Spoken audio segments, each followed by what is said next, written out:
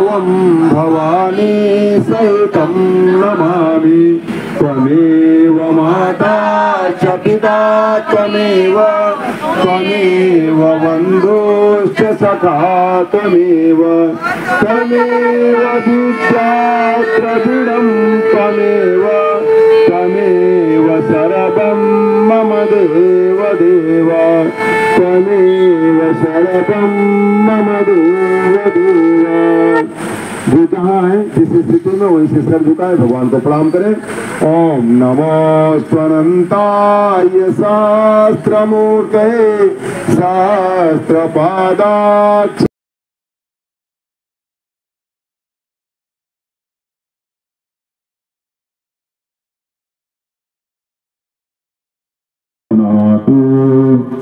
हाथ में अक्षर पुष्प ले लें। गुरु जी वंदनीय माता जी का ध्यान करें। ओम गुरुर्ब्रह्मा गुरुर्विष्णु गुरुरेव महेश्वरः गुरुरेव परब्रह्म तस्मै श्री गुरवे नमः। अखंडमंडलाकारं व्याप्तं येन चराचरं तत्पदं दर्शितं येन तस्मै श्री गुरवे।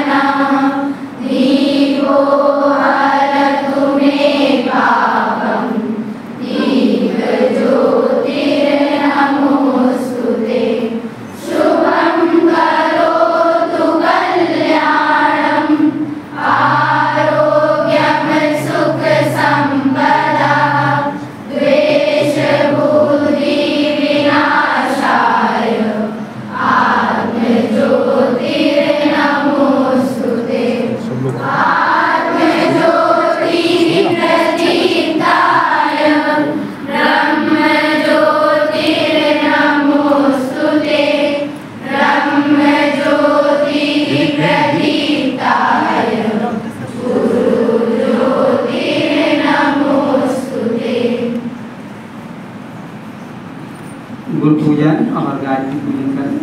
अक्षर पुष्प। ओम गुरुर्ब्रह्मा गुरुर्विष्णु गुरुदेव महेश्वरः गुरुदेव परब्रह्म तस्मै श्री गुरवे नमः। अखंडमंडलाकारं व्याप्तं येन चराचरं तत्पदं दर्शितं येन तस्मै श्री गुरवे नमः। ओम मायातु वरदे देवी त्रयक्षरे ब्रह्मवादिनी गायत्री छंदसां माता ब्रह्मयो मे नमोस्तुते। सभी देव शक्तियों को प्रणाम करें। ओम नमो स्वनंताय सहस्रमूर्तये सहस्रपादाक्ष शिरोधारिणे सहस्रनामे पुरुषाय शाश्वते सहस्रकोटि योगधारिणे नमः। सहस्रकोटि। शरीर स्वस्थ हो रहा है, मन शांत एवं प्रसन्न हो रहा है और अंतःकरण निर्मल एवं पवित्र हो रहा है। एक साथ एक स्वर में गायत्री मंत्र हमारे साथ साथ। ओम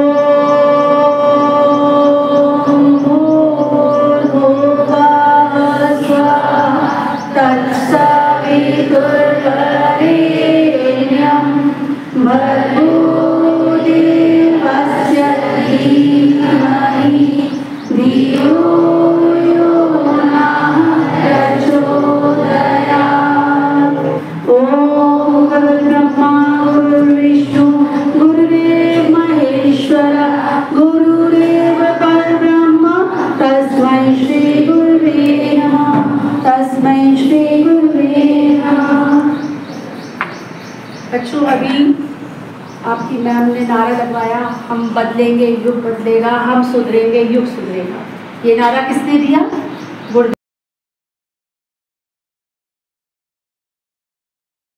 से पहुंच गए। जब हम लोग वहाँ पहुँचते हैं तो बड़ा आश्चर्य होता है। हमारी आवश्यकता यहाँ आई थी।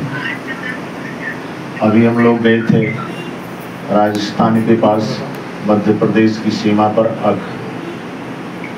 एक जिला है, शिवपुरी के पास है। कार्यक्रम था 24 कुंडी, तो वहाँ एक भाई मिल गए। भाई साहब यहाँ बगल में एक भाई साहब रहते हैं, गुरुदेव के जमाने से जुड़े हुए, और बड़ा ही कैसे वहाँ गुरुदेव पहुँचे। कहा कि गुरुदेव यहाँ आए थे। कैसे आए? बड़ी दूर रेलवे स्टेशन भी था। हम लोगों ने कहा इतने दूर रेलवे स्टेशन से कहा। तो उन्होंने कार्यक्रम दिया गुरु जी ने, तो बड़े प्रसन्न हो गए, लेकिन बेचारे बड़े गरीब थे। यही सोच रहे थे गुरु जी को कहाँ टिकाएंगे, गुरु जी को कैसे लाएंगे, बड़े असमंजस में थे। उनके बगल में एक रियासत थी, उन्होंने सोचा चलते हैं राजा साहब से कहते हैं अगर वो गाड़ी अपनी दे देंगे तो रेलवे स्टेशन से गुरु जी को लाने में बड़ी सरलता होगी। बड़े मन उत्साह से गए थे। वहाँ जब पहुँचे गए तो जो दरवाजे पर खड़ा था उसने उससे कही भाई हम राजा साहब से मिलना चाहते हैं, बता दो। उन रियासतें उस समय खत्म हो चुकी थी करीब करीब। गुरु जी ऐसे समय में कैसे जाते रहे आप सब तो खूब जानते हैं, लेकिन उसने जिस तरह बताया एकदम पूरा शरीर रोमांचित हो गया। कहाँ हम गए, राजा साहब से कहने लगे महाराज जी हमारे गुरु जी आने वाले हैं, आपकी गाड़ी अगर थोड़ी देर के लिए मिल जाती तो हम अपनी व्यवस्था बना लेते, गुरु जी को यहाँ ले आते। नहीं नहीं, वो ड्राइवर चला गया कहीं पे, इसलिए तो गाड़ी कैसे जाएगी। बड़ी निराश हुई, उनके मन में आया गुरु जी को रोकेंगे कहाँ, ये भी दिक्कत है। हमारे पास तो बड़ी छोटी कोठरी है, उसमें तो गुरु जी रह न पाएंगे। अगर यहीं मिल जाता राजा साहब का कोई कमरा, हमारे गुरु जी रह लेते। उसे भी कहा बैठा उसी प्रवाह में, राजा साहब अगर एक कोई कमरा मिल जाता तो गुरु जी को हम ठहरा लेते यहाँ पे। नहीं, कमल तो उस तरह नहीं है, अगर तुम्हारी इच्छा हो तो देखो बाहर जहाँ घोड़े उड़े बांधे जाते थे, इस समय नहीं है घोड़े उड़े, अस्तबल आप साफ सुथरा करके बना सकते हो। तो उसने सोचा, उन्होंने कहा कि हमने सोचा कि हमारे घर से तो घोड़े वाला स्थान अच्छा है नहीं, तो साफ सुथरा कर लेते हैं। गुरु जी को यही फिर कहने लगा, वो राजा साहब कहने लगे तुम्हारे गुरु कैसे हैं? तो उनके लिए इतने कहा हमारे गुरु बहुत बड़े, जो चाहो कहा जो चाहेंगे सो पाएंगे। हाँ कहा हाँ गुरु हमारे ऐसे हैं, जो चाहता आदमी उसको दे देते हैं। तो राजा साहब ने कहा क्या वो बेटे बेटियां भी मतलब अगर इच्छा हो किसी संतान में, अरे उनकी क्या बात है, तो हम ही चाहें तो वैसा व्यवस्था बना सकते हैं किसी संतान में। अब उसी रोग में हाँक गया वो। तो राजा साहब को इंटरेस्ट हुआ, कहा भाई ठीक है अगर ऐसी बात है तो हम चलते हैं गाड़ी लेकर, हम तुम्हारे गुरु को लाएंगे। खुश हो गए, चलिए कोई बात नहीं। अब रास्ते भर चले, बड़ी प्रसन्न हो गए। गुरु जी स्टेशन बैठाए।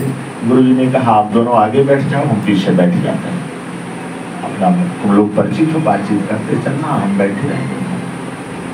अब गुरु जी पीछे बैठ गए, वो दोनों आए। तो रास्ते में उनसे रहा नहीं गया। गुरु जी से कहा गुरुदेव ये राजा साहब हैं। अच्छा ठीक। कहा गुरु जी इनको बड़ी परेशानी है। अच्छा, तो गुरुदेव इनकी संतान नहीं हो रही है। तो गुरु जी ने कहा बेटा 2.5 महीने का तो है, इनकी पत्नी के बच्चे पेट में बच्चा। तब वो राजा जी चौंक गया, इनको कैसे पता चला, किसी को पता है नहीं इस जमाने में, इनको कैसे लगा पता। तब वो थोड़ा सा इंटरेस्ट हुए, उधर कहा गुरुदेव, कहा लेकिन बेटी है। कहा ये तो बड़ा गुरुदेव इतनी लंबी रियासत के तो बेटा, गुरुदेव आप कृपा कर देंगे तो। कहा चलो माता जी से प्रार्थना करेंगे, लेकिन वो बोली चाली उसकी रहन सहन तो बेटी जैसा ही रहेगा, लड़का हो सकता है। अब तो कुछ असमंजस में भी नहीं, कुछ वैसे क्या होगा क्या नहीं। अलग कार्यक्रम हुआ, वही अस्तबल में उनके रहने की व्यवस्था बनी। गुरु जी अपना कार्यक्रम करके चले गए। उनके बेटा हुआ ही, लेकिन जैसे जैसे गुरु जी ने बताया था लड़कियों जैसा बोलता, लड़कियों जैसा चलता। तब वो दौड़े चले आए मथुरा। कहा अरे इतने बड़े गिर पड़े, चरणों में गिर पड़े। कहा अरे गुरुदेव बच्चा तो हुआ, हाँ ठीक है बेटा, बच्चा हुआ कोई बात नहीं, कैसे ठीक ठाक, हाँ ठीक है गुरुदेव, लेकिन वो लड़कियों जैसा, अरे गुरुदेव आप कृपा करते कैसे भी हैं, एक बेटा का चल माता जी से प्रार्थना करें। कुछ दिन बाद उनके बेटा भी हो गया। अब तो वो अस्तबल को मंदिर जैसा बना दिए। कहने लगे करे हमको बार बार हमारा तो रुतबा हो गया, हम राजा के साथ आने जाने लगे गाड़ी के। कहा गुरुदेव को फिर इतने वो भक्त बन गए, इतने भक्त। गुरुदेव की चेतना से आप सब भी खूब परिचित हैं, कैसे क्या लुटाते रहे अपने को, और लुटाने के लिए ही चलते भी रहे। जब तक चले तब तक सबको लुटाया को। यहाँ भी सुना जब आए थे गुरुदेव, आनंद आ गया कि वो चेतना की ऊर्जा कण में विदेश समाहित है। भाइयों बहनों, अपना गुरु क्या है हम लोग कह नहीं पाते हैं, हम लोग कह नहीं पाते गुरुदेव क्या है। आज तक जितने भगवान जितने भी अवतार हुए इस तरह का किसी ने नहीं कहा बेटा तो मेरा काम कर मैं तेरा करूंगा। किसी ने कहा? किसी ने नहीं कहा। यही तक नहीं कहा जब तक तेरे कर्ज को नहीं उतार दूंगा तेरा बैल बन के काम करूंगा, कई जन्म लेकर के मुझे तो उतारने पड़े। ऐसा किसी ने कहा? नहीं, किसी ने नहीं कहा। और आज तक जो भी गया कभी भी उनके उस दरबार से खाली हाथ नहीं गया, हंसते लुटाते जो भी जिसने मांगा। हम लोग पागल दीवाने जो हुए हैं ऐसे नहीं हुए हैं, जो कुछ भी मांग लेते हैं हम बिना गुरु जी के स्थूल शरीर के भी ऐसे ही मन में भी कर लेते हैं तो हो जाता है। तो वो गुरुदेव की गजब वो टाफी देने की आदत भी है कि कोई चीज सोचा होगा तो विस्तार से सभी छात्राओं को बताने के लिए मैं डॉक्टर संगीता सारस्वती को आमंत्रित करूंगी। साथ ही छात्राओं से निवेदन भी है मेरा, मैं निवेदन इसलिए कह रही हूँ कि बच्चों कुछ भी ग्रहण करने के लिए थोड़ा प्रयास करना पड़ता है। अगर आप सुनेंगे और यहीं छोड़ देंगे तो कोई मतलब नहीं है। तो जितना भी सुनेंगे उसको ग्रहण करेंगे और कोशिश करेंगे कि अपने जीवन में उतारें। देखो आप तो डॉक्टर हैं, कहीं से लगता है कि आप डॉक्टर हैं, आप लोग जरा सी उपलब्धि होती है तो इसलिए गर्व में और गर्व के ऊपर घमंड में आ जाते हैं कि फिर आपकी प्रगति रुक जाती है। लेकिन आपको मैंने निरंतर ऊपर उठते हुए क्यों देखा है कि डॉक्टर होते हुए कि बिल्कुल जमीन से जुड़ी है, समाज से जुड़ी है। तो आपको उनके व्यक्तित्व से तो सीखना ही है, साथ ही जो कुछ वो आपको इस आध्यात्मिक यात्रा के बारे में बताएंगी उसको भी ग्रहण करना और कोशिश करना कि आप भी अपने जीवन में कुछ इस प्रकार के कार्यों को स्थान दे सके जिससे आपका भी उद्धार हो और समाज का भी उद्धार हो। क्योंकि जो गायत्री परिवार है उसका ये मंत्र ही है कि हम बदलेंगे, युग बदलेगा, हम सुधरेंगे, जग सुधरेगा। जैसे जहाँ शांति रखनी हो तो सब दूसरे को शांत करते हैं, शांत हो जाओ, शांत हो जाओ, उससे भी कितना शोर होने लगता है। तो अगर हम खुद को शांत रखें तो अपने आप शांति हो जाएगी। तो हम सुधरेंगे, जग सुधरेगा, हम बदलेंगे, युग बदलेगा। तो फिर से बोलो, हम सुधरेंगे, हम बदलेंगे। बहुत बहुत धन्यवाद।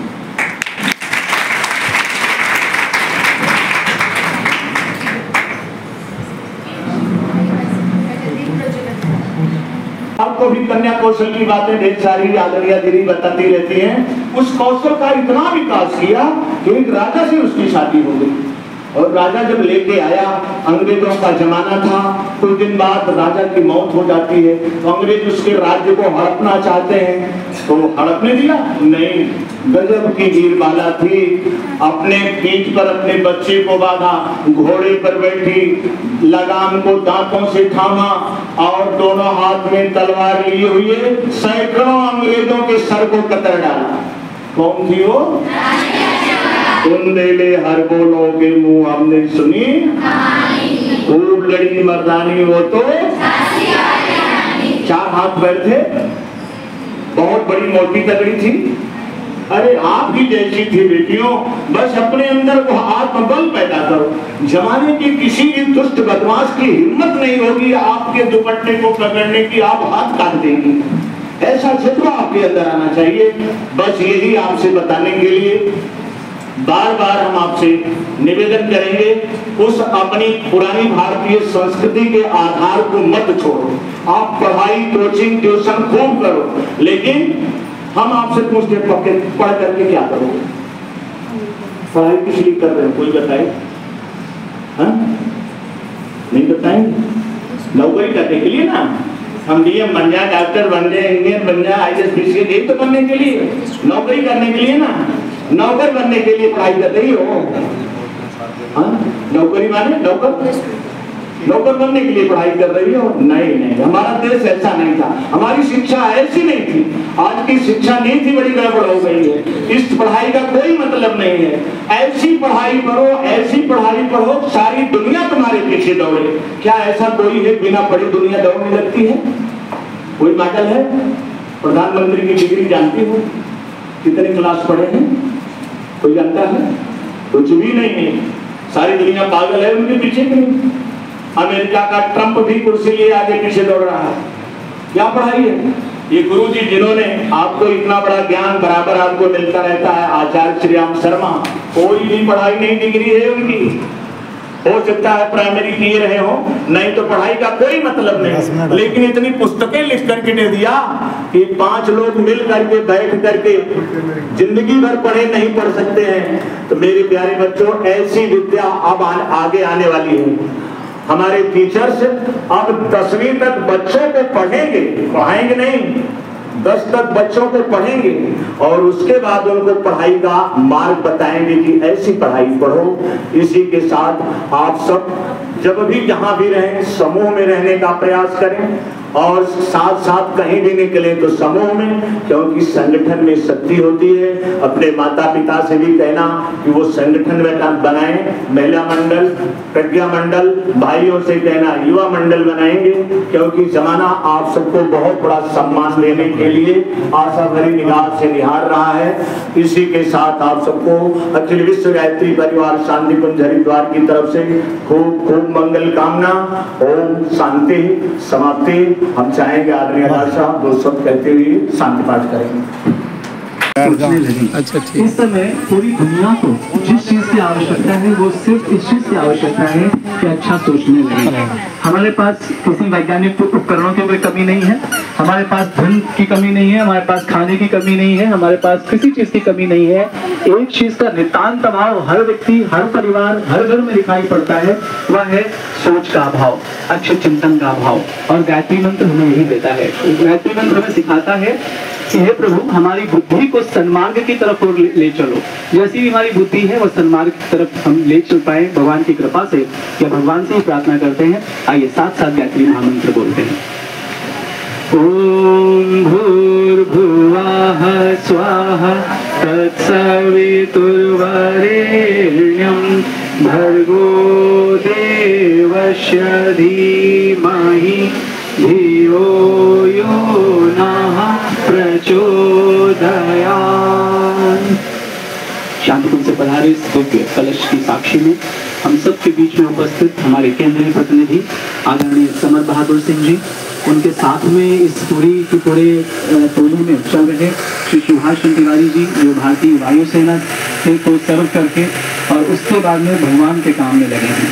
हम सबके बीच में यहाँ पर आदरणीय कृष्ण अवतार गुप्ता जी, जिन्होंने मुख्यमंत्री कार्यालय में रह करके और अपनी सेवाएं मुख्यमंत्री को दी हैं, उस स्तर पर लंबे समय से काम किया है और अब वह एक मुख्य काम में लगे हैं अपने रिटायरमेंट के बाद में। तो मुख्यमंत्री के साथ और अब मुख्य काम में जुड़ गए हैं वो, इसके बाद ये अनुभव तो उनको ही होंगे।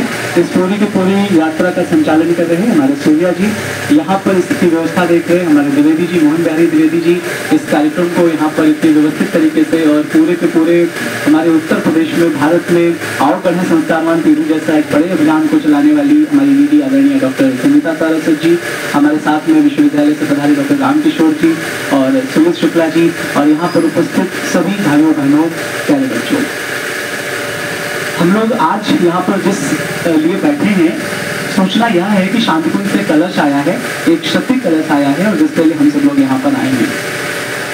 आप लोग तो चिकित्सा और शिक्षा से जुड़े हुए हैं, चिकित्सा की शिक्षा से जुड़े हैं। परंतु जी गुरुदेव को मैंने कई बार पढ़ा है, उन्होंने एक चीज लिखी है कि मुझे लगता है कि परिवर्तन के काम को जिसके लिए मैं अपेक्षा कर रहा हूँ कि इसके लिए 2 लोग बड़े काम के हैं, एक तो चिकित्सक और दूसरे शिक्षक। और मैं जिनसे बात कर रहा हूँ वो चिकित्सा के शिक्षक हैं, हम लोग मेडिकल कॉलेज में हैं। तो पहली चीज तो यह स्पष्ट हो जाती है कि यह संदेश विशेष रूप से आपके लिए आया है।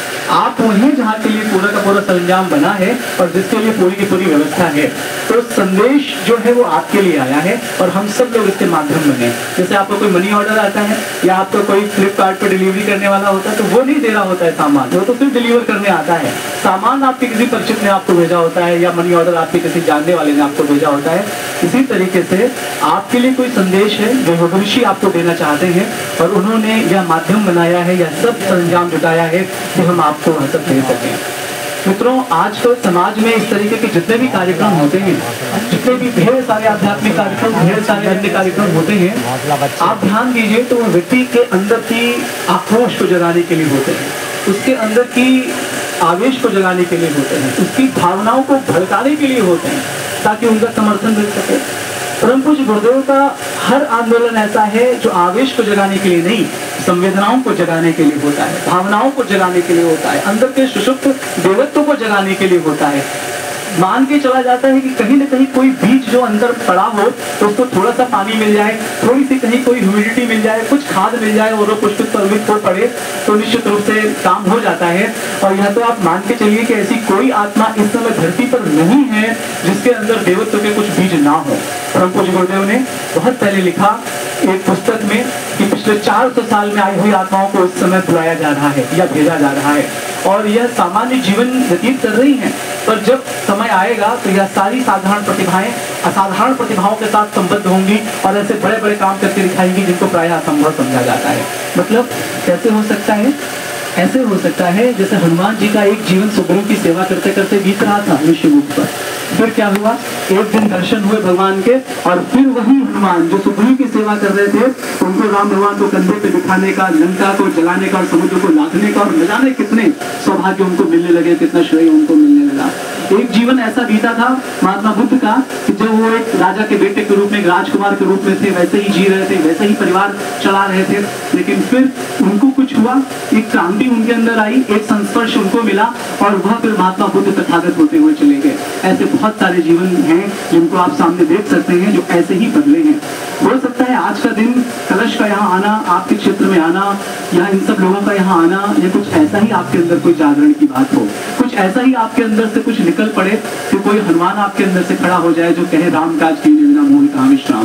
कोई ऐसा खड़ा हो जाए जो ये कहे कि नहीं, हमारे अंदर की संवेदनाएं अब जग रही हैं, एक डॉक्टर के रूप में, एक चिकित्सा से जुड़े हुए किसी भी कैपेसिटी में काम करने वाले एक व्यक्ति के रूप में, कि हमें क्या करना चाहिए, किस रूप में करना चाहिए समझ में आने लगा है। परम पूज्य गुरुदेव ने कभी अपने लिए कुछ नहीं मांगा। यह कलश यात्रा जैसा हमारे टोली नायक जी ने बताया कि यह इसलिए की जा रही है क्योंकि परम पूज्य गुरुदेव उन्होंने जब अपने गुरु के साथ संवाद किया तो वह 1926 में हुआ और उनके गुरुदेव ने उन्हें एक आदेश दिया कि तुम एक अखंड दीपक प्रज्वलित करके और उसके सामने गायत्री के 24 लाख के 24 महापुरुषण पूरे करोगे। उसी के साथ उनका स्वतंत्रता संग्राम में भी उनका योगदान चलता रहा। यह तपस्या केवल जप करने की नहीं थी, यह तपस्या पूरे के पूरे जीवन को साधने की थी। उन्होंने अपनी वाणी को साधा, उन्होंने अपने शरीर को साधा, विचार को साधा और पूर्व जन्मों के ढेर सारे संस्कारों के साथ उन्होंने तपस्या को प्रारंभ किया।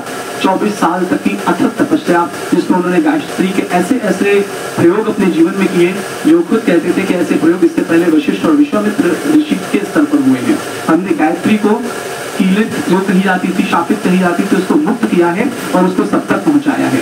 क्यों सब तक पहुंचाया है? इसलिए सब तक पहुंचाया है कि जब कोरोना फैल जाएगा और कोरोना की महामारी से लोग मरने लगेंगे तो डॉक्टर को सोचना पड़ेगा कि कोई वैक्सीन बनाई जाए।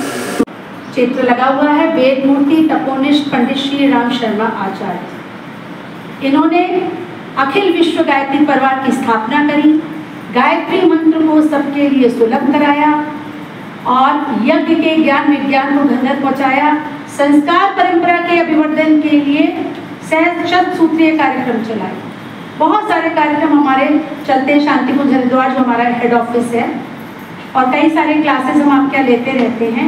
लेकिन आज एक विशेष उद्देश्य है। आप देखिए आज क्या है, आज ये ज्योति कलश गुरुदेव की चेतना को, गुरुदेव की शक्ति को आपके प्रांगण में लेकर के आया है। क्योंकि अब गुरुदेव के विचारों को हमको जन जन तक, किसी शहर का निर्माण, किसी बिल्डिंग का निर्माण, किसी कस्बे का निर्माण नहीं, किसी देश का निर्माण नहीं, पूरे युग का निर्माण। और युग का निर्माण कहाँ से होगा? व्यक्ति के निर्माण से। व्यक्ति बदलेगा परिवार बदलेंगे, समाज बदलेगा और ये राष्ट्र बदलता चला जाएगा। और व्यक्ति की शुरुआत हमसे, हम भी व्यक्ति है ना। तो बस गुरुदेव का एक ही सूत्र है कि हम अपने को बदले, युग स्वयं बदलता चला जाए। और ये जो कलश यात्रा है, इसका उद्देश्य ये है कि गुरुदेव ने 1926 में अपने गुरु, अपने हिमालयवासी मार्गदर्शक संस्था के मार्गदर्शन में साधना शुरू करी, बहुत प्रचंड साधना, जैसी विश्वामित्र ने से करी थी ऋषि विश्वामित्र से, उससे भी दुगनी साधना। उस साधना की शुरुआत बसंत पंचमी 1926 से शुरू हुई और उसका साक्षी था उनके द्वारा जलाया गया एक अखंड दीपक जो शांति कुंज में है। और उसको 2026 में हो रहे हैं 100 वर्ष। और हमारी गुरुदेव की जो लीला से जुड़ी जो शक्ति थी, माता भगवती देवी शर्मा, उनका जन्म हुआ 1926 में, तो उनकी भी जन्म शताब्दी का वर्ष है 2026।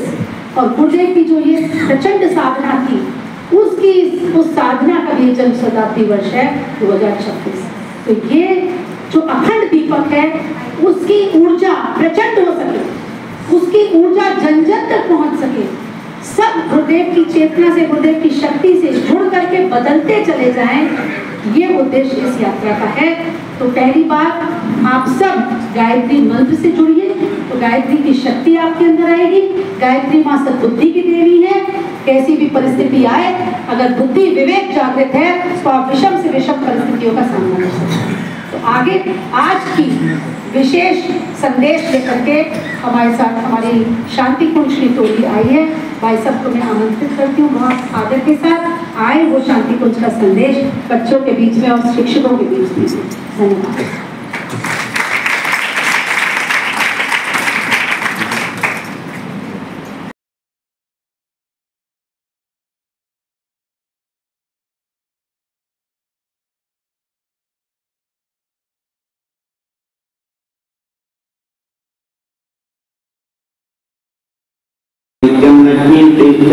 सर्वदा अगर भी महबत तीन हमारे सदस्य हैं उनको भी कर दीजिए।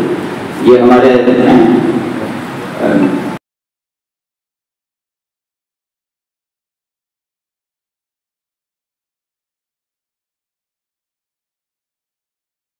अरविंदे भवं भवानी सहितं नमामि।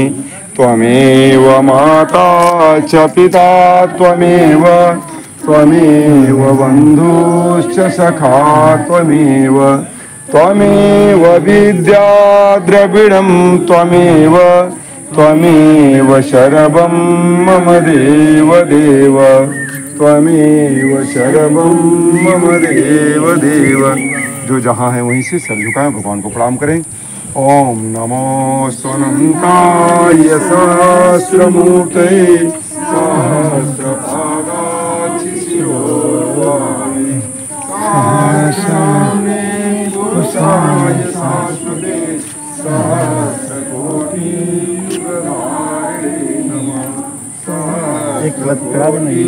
युगधारिणे नमः। अपने अपनी पुष्पांजलि समर्पित करें, पुष्प ले लें भगवान को।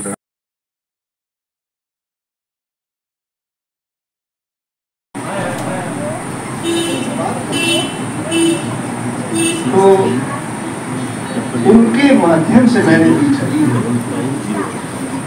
गुरुदेव तुम्हारे एक ही इच्छा पूरी की, मुझे कार्यक्रम का इच्छा दे रहा है गुरुदेव भैया।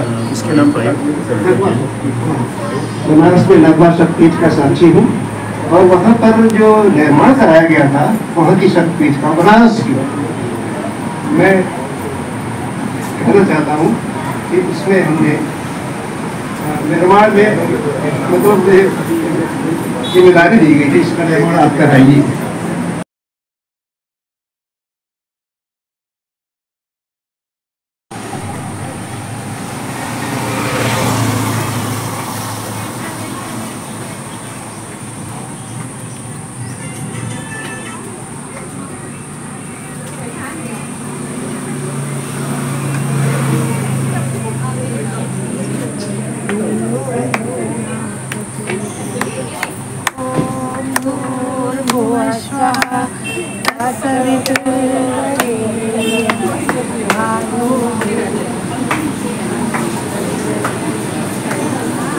अरे यार मच्छर बहुत हो रहे हैं, इसको बहुत मच्छर खा गए।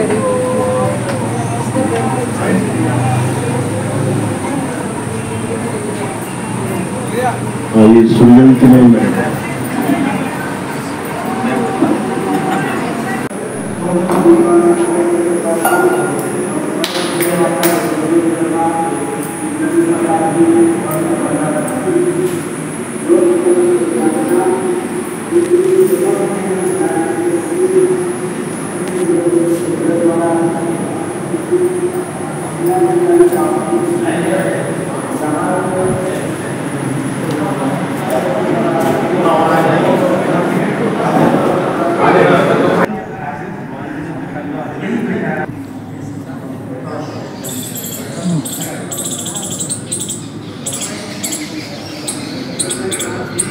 समर्पयामि देवदक्षां समर्पयामि। बोलिए भगवान की, कलश देवता की, ब्रह्मवल्ली माता जी की, गायत्री माता की। अरे आरती के बाद प्रसाद ले लीजिए, यहाँ के संयोजक आरती आइए इधर प्रसाद ले लीजिए। हाँ धो लीजिए। वर्मा जी कौन? हम तो वहाँ थे ना।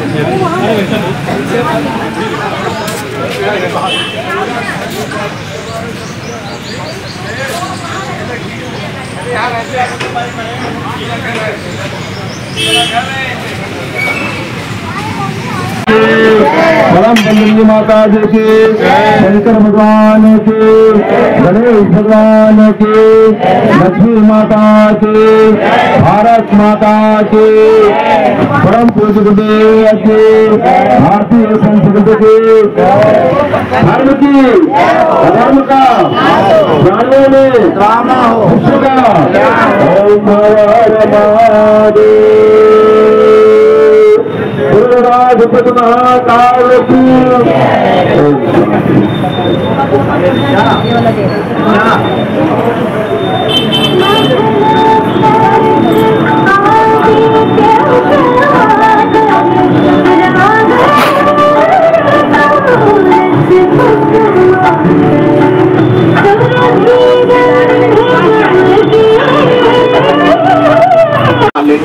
लेकिन हम युद्ध नहीं लड़ेंगे।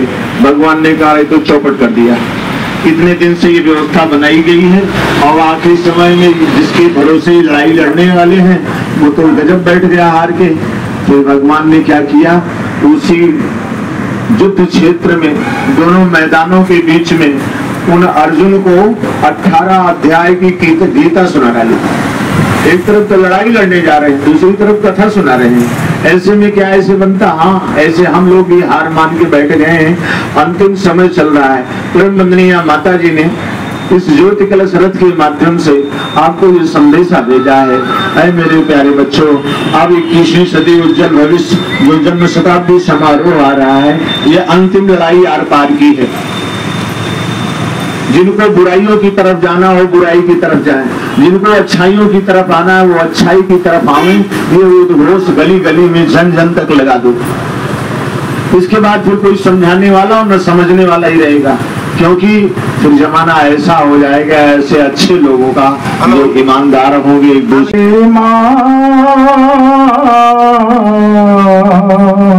तेरे चरणों में देती मुक्ति दिखाई है, जिसने सच्चा किया समर्पण उसने सदगति पाई है।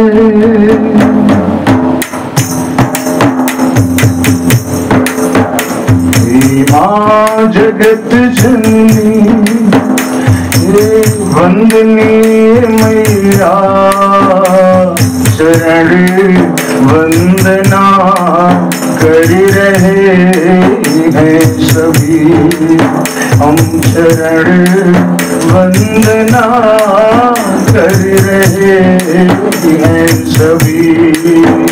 हे माँ जगत जननी हे वंदनीय मैया, शरण वंदना कर रहे हैं सभी हम चरण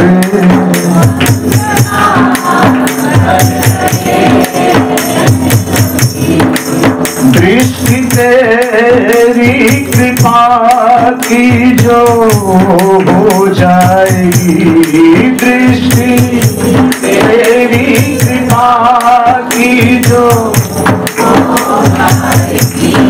मन की सब कालिमा मेरी धुल जाएगी, मन की सब कालिमा मेरी धुल जाएगी। अमृत कलश छलका दे उर्से दमका कलुष मिटा दे, आराधना कर रहे हैं सभी तेरी आराधना कर रहे हैं सभी।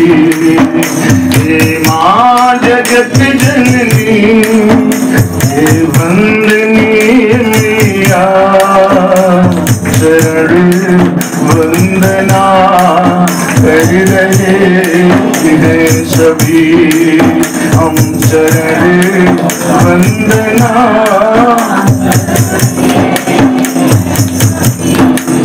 मोती कैसा भी हो परमात्मा का नहीं, पुत्र ऐसा भी हो परमात्मा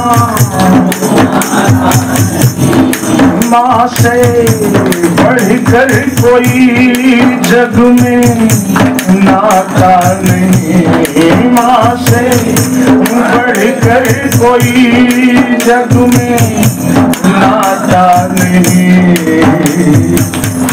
ओ गले लगा ले हे माँ तू हमको अपना ले, तेरी भावना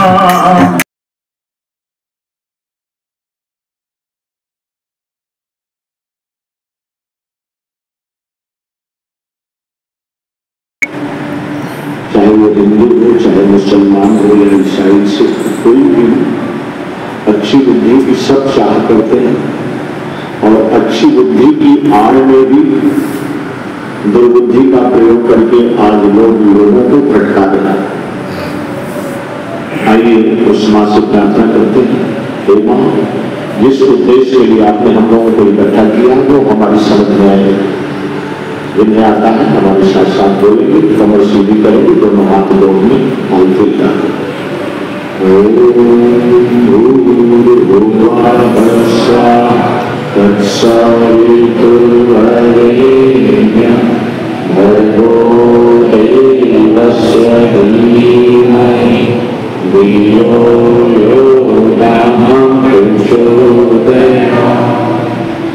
ज्ञान मूलम गुरुमूर्ति पूजा मूलम गुरुपदम मंत्र मूलम गुरुवाक्यम मोक्ष मूलम गुरुकृपा।